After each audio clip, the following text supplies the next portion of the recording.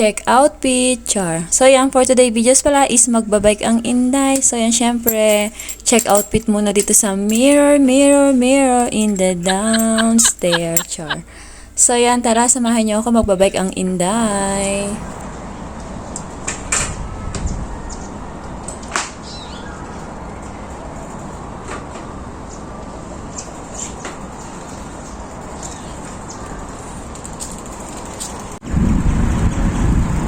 So, ayan, nandito na nga ako at syempre dito tayo magpa-park. So, ayan, medyo gumewang-gewang nga yung aking telepono mga sisilab kasi medyo na-outbalance ako.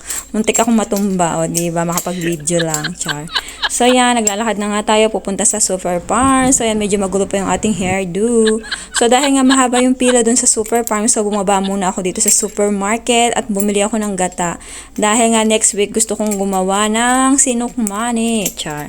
So, ayan nga, nandito na tayo sa Super Farm. So, syempre nakapila tayo, medyo maraming ang tao mga sisilab.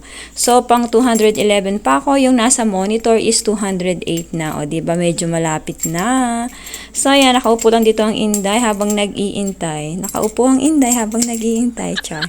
So ayan mga sisilab, tapos na nga ako. Ang ending is yung kailangan ko ay wala daw dito, hindi siya available.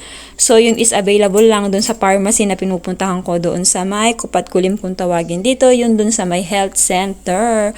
So ayan, pauwi na ang Inday. So ang napala ko is bumili lang ako ng gata, o diba. So ito yung bike ko, dito ko siya pinark. So tara, going home na ang Inday, o diba. Makapag-video lang, o talaga naman, char char. So ayan, pauwi na ang Inday.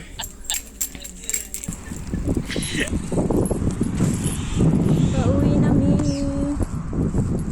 Ayan, nakauwi na mi. Punta ko lang aring mga magagandang bulaklak.